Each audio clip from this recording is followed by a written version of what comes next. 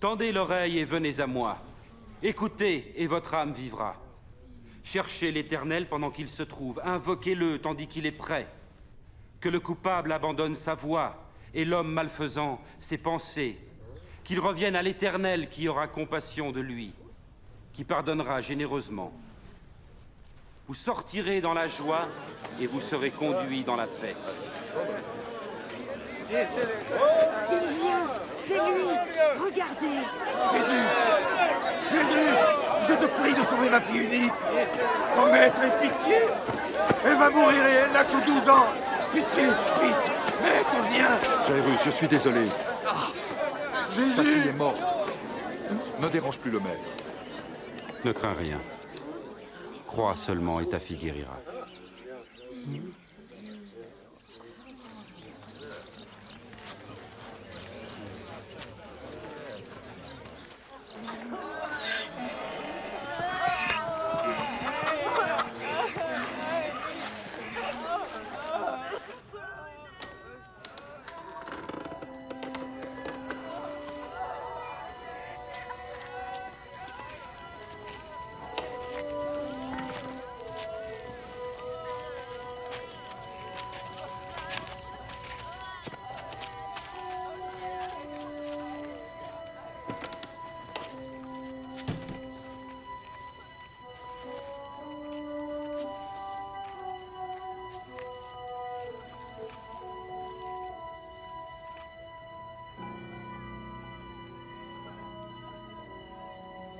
Ne pleure pas. Elle n'est pas morte, elle est endormie.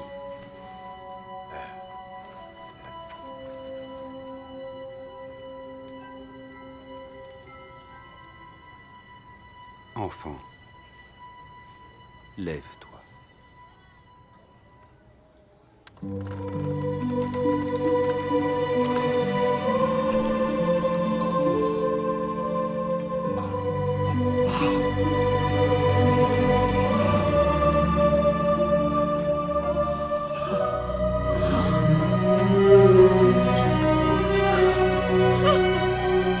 Donnez-lui à manger. Mais ne dites rien. Personne ne doit être mis au courant.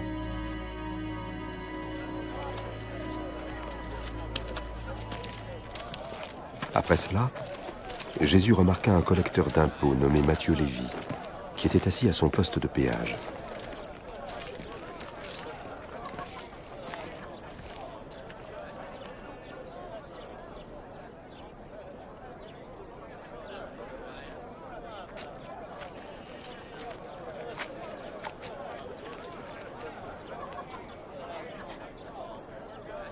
Suis-moi.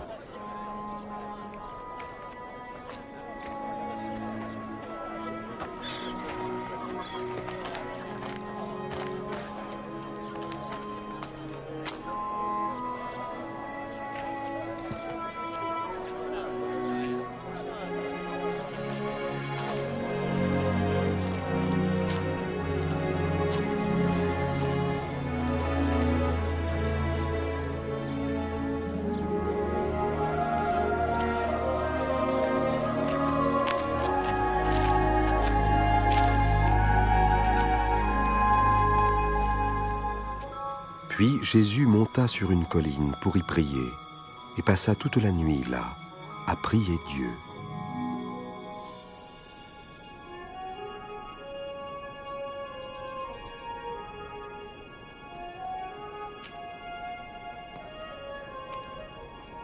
À l'aube, il appela ses disciples et en choisit 12 pour être ses compagnons. Il les nomma apôtres.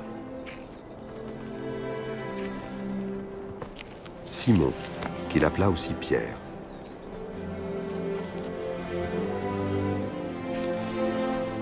Et André, son frère. Jacques.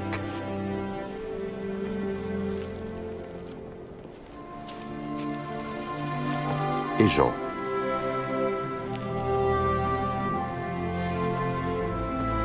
Philippe. Et Barthélemy, et Matthieu,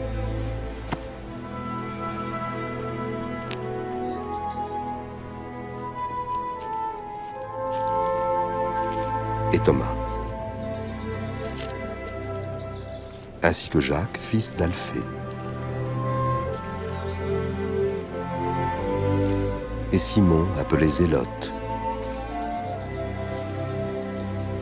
et aussi Judas, le fils de Jacques, et Judas Iscariote, qui devait le trahir.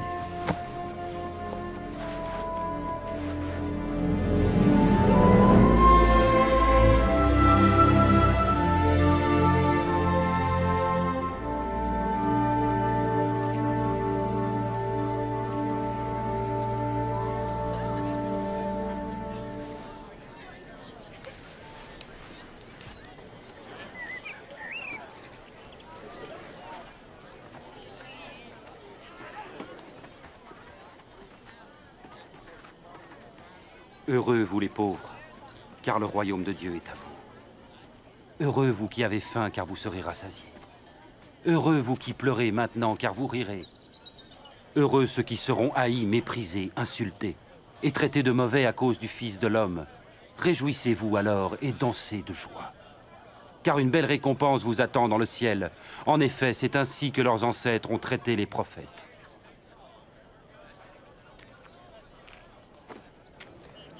« 17, 18, 19 et 20. C'est tout ce que j'ai. Comment ça, c'est tout ce que tu Malheur as? à vous qui possédez des richesses, car vous avez eu votre bonheur.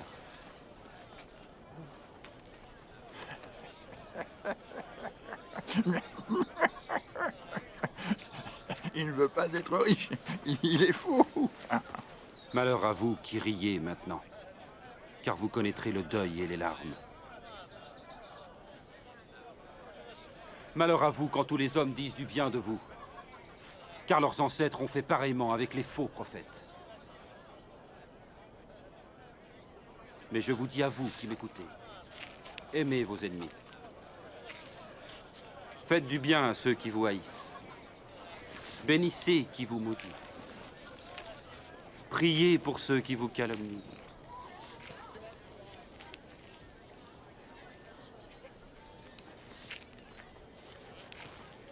Si quelqu'un te donne une gifle sur une joue, offre-lui aussi l'autre.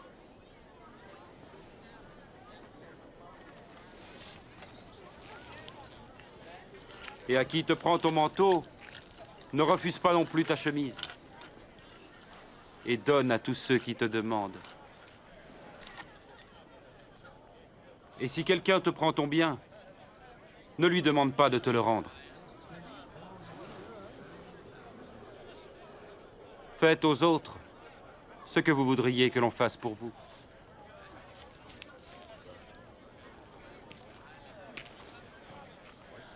Si vous aimez seulement ceux qui vous aiment, quelle reconnaissance en attendre? Même les pécheurs aiment ceux qui les aiment. Et si vous ne faites du bien qu'à ceux qui vous en font, quelle reconnaissance vous en a-t-on? Les pécheurs en font autant. Comment a-t-il pu le toucher Et lui adresser la parole. Ça me dégoûte.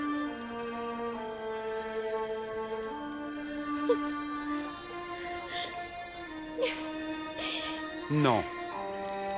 Aimez vos ennemis et faites-leur du bien. Prêtez sans rien espérer en retour. Alors votre récompense sera grande. Et vous serez les fils du Très-Haut. Parce qu'il est lui-même bon pour les ingrats et les méchants. Soyez généreux, tout comme votre Père est généreux. Sauve-nous, Jésus! Ne jugez pas et vous ne serez pas jugés. Ne condamnez pas et on ne vous condamnera pas. Pardonnez et on vous pardonnera. Jésus, montre-nous le chemin.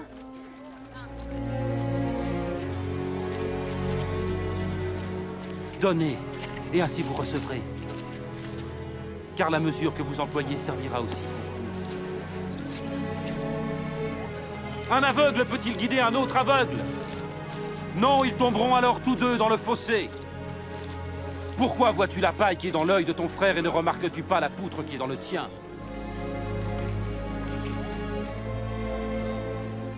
maître, guide nos pas. Nous avons besoin de toi, maître. Heureuse est la mère qui t'a porté et allaitée. Heureux plutôt ceux qui écoutent la parole de Dieu et qui l'observent. Je voudrais connaître cet homme. Penses-tu qu'il pourrait être notre Messie?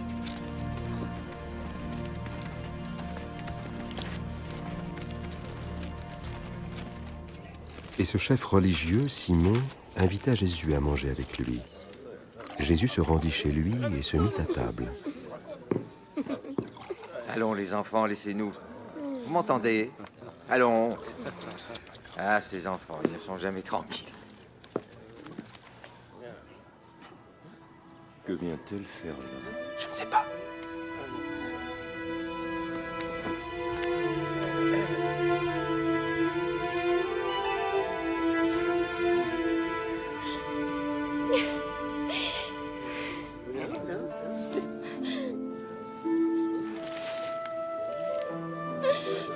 Qu'est-ce qu'elle fait ici?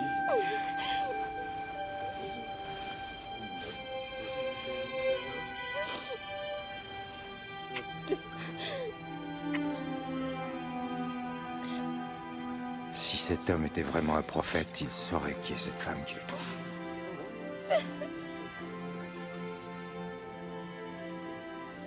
Il saurait qu'elle est une femme de mauvaise vie. Je sais qui est cette femme, Simon. Alors écoute ceci. C'est l'histoire d'un prêteur à qui 2 hommes devaient de l'argent. L'un lui devait 500 pièces d'argent et l'autre 50. Aucun des deux ne pouvant le payer, il leur fit grâce de leur dette. Lequel des deux l'aima le plus? Celui, je pense, auquel il avait remis la plus grosse dette. Tu as raison. Vois-tu cette femme?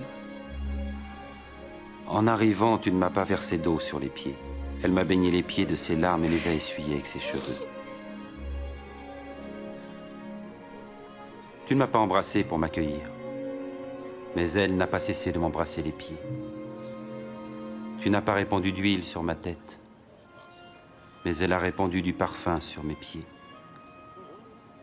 Je vous le dis, ses nombreux péchés sont pardonnés, c'est pourquoi elle montre tant d'amour.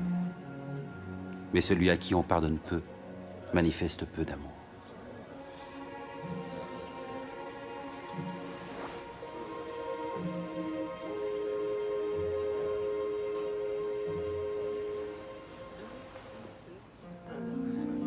Tes péchés te sont pardonnés. Blasphème!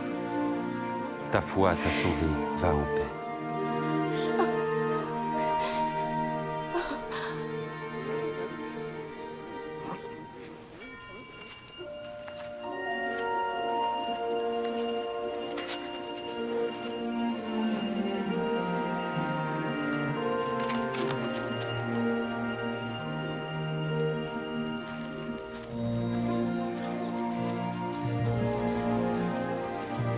Jésus annonçait la bonne nouvelle du royaume de Dieu. Les 12 disciples l'accompagnaient, ainsi que quelques femmes qui avaient été délivrées d'esprits mauvais. Marie, appelée Madeleine, Jeanne, femme de Chouza, administrateur à la cour d'Hérode, et Suzanne.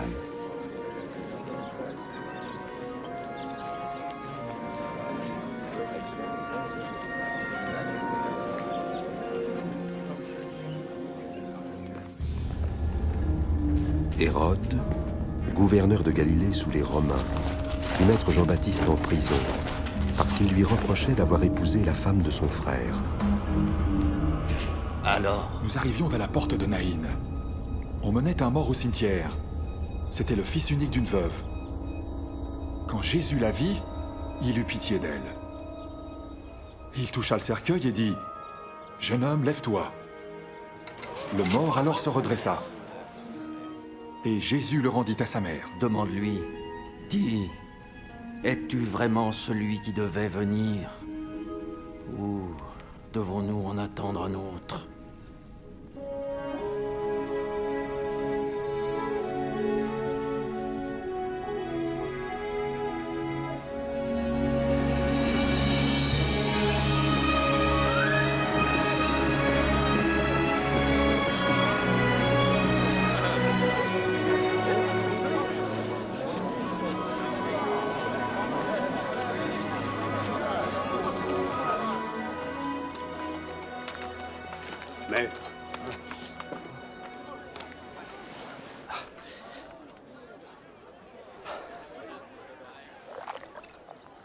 Maître, C'est Jean-Baptiste qui nous envoie. Es-tu vraiment celui qui devait venir, ou devons-nous en attendre un autre? Dites-lui ce que vous avez vu et entendu. Les aveugles voient, les boiteux marchent. Bienheureux qui ne perdra pas sa foi en moi.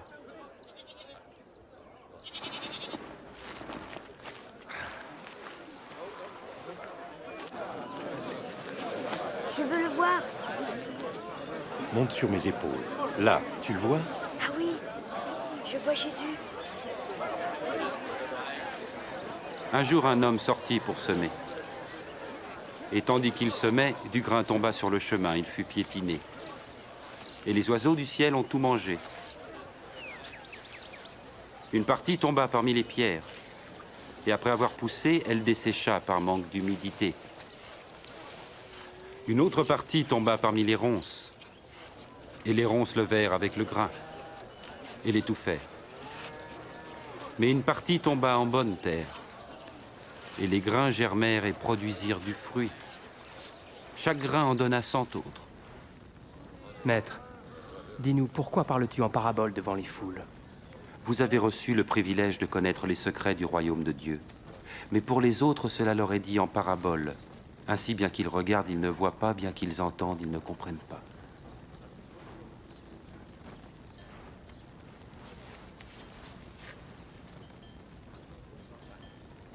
Voici le sens de cette parabole.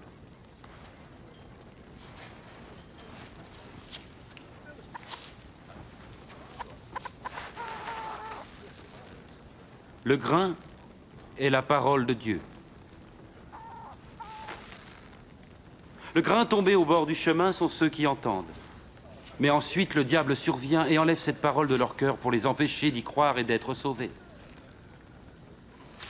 Le grain qui tombe en terre pierreuse représente ceux qui reçoivent la parole et en sont joyeux. Mais elle ne prend pas racine. Pendant un moment, ils croient. Mais au moment de l'épreuve, ils abandonnent tout. Ce qui est tombé dans les ronces, ce sont ceux qui entendent, mais se laissent étouffer par les soucis, les richesses et les plaisirs de la vie. Leurs fruits ne mûrissent jamais. Et le grain tombé en bonne terre, ce sont ceux qui entendent la parole dans un cœur loyal et bon et qui la retiennent. Leur persévérance portera ses fruits.